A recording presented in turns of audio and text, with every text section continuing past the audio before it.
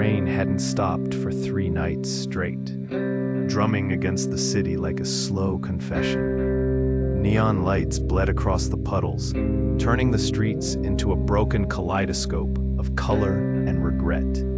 My office smelled like old whiskey and colder memories. I sat behind the desk, staring at a photograph. A woman in a red raincoat, caught mid-step under a flickering street lamp. Her eyes were steady, too calm for someone being hunted. The man who'd given me the photo said she vanished 2 weeks ago. Usually, I don't take missing person cases. They end with bodies, not answers. But something about her made me light another cigarette instead of saying no. The city was a graveyard with electricity. Every corner hummed with the ghosts of men who had made the wrong deals, and the women who watched them fall.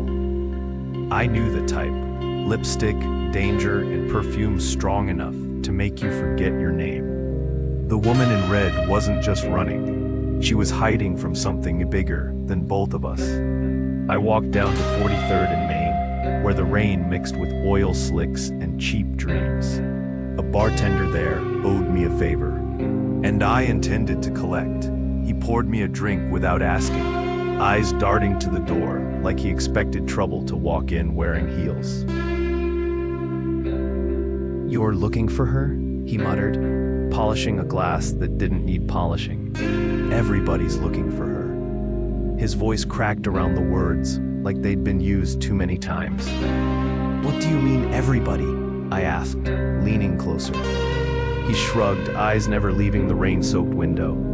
Cops, gangsters, men in suits who don't belong in this part of town. She took something worth dying for.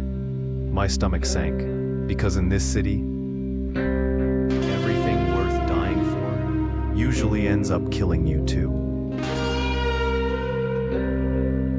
I found her trail in a cheap motel by the river. The clerk didn't ask questions, just took my cash and handed me a key with a crooked smile. Inside, the air was thick with cigarette smoke and fear. The mirror was cracked, lipstick stains on the ashtray, and a single heel under the bed. Red, same as the coat. She'd been here, maybe hours ago. I touched the window. It was still warm. Then I saw it, a folded newspaper clipping on the dresser. Headline circled in red: "Mayor's aide found dead in warehouse." The woman wasn't running from love. She was running from murder. I followed the river south, where the city's lights drowned in darkness. The warehouses stood like empty coffins, and the air smelled of rust and betrayal. My shoes splashed through puddles, my hand resting on the revolver under my coat. I'd walked into too many traps to count, but curiosity was the cruelest addiction I had. The door creaked open with a sound like a dying man's breath. Inside, silence. Then a whisper: "You shouldn't have come here." I turned. She was standing there, the woman in the red raincoat. Up close, she was even more dangerous than her photograph. Her hair clung to her face, black as the river outside, and her eyes glimmered like broken glass. "You're the detective," she said softly, as if the word itself was a curse. "Depends who's asking," I replied. She smiled, but it didn't reach her eyes. "You think I killed him?" "I think you know who did." She stepped closer, the scent of rain and gunpowder in the air. "Then you're already dead." The shot rang out before I could reach for my gun. A shadow behind her, tall, heavy, and fast, moved through the darkness. She ducked, screamed, and the bullet shattered a window behind me.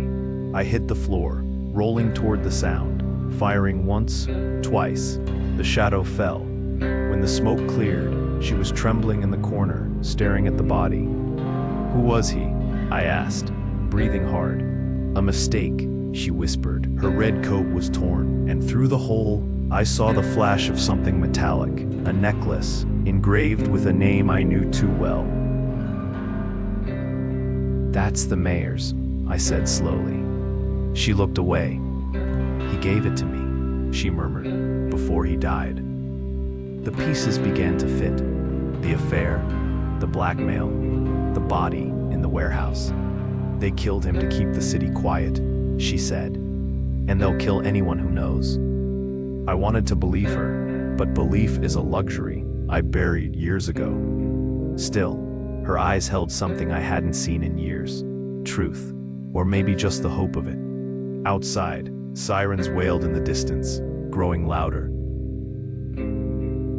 We ran, through alleys slick with rain, past the neon and smoke, past the life I'd known and the lies I'd told. The city blurred behind us, its heart still beating in electric blue and blood red. She led me to the docks, where a single boat waited, motor humming low. "Come with me," she said.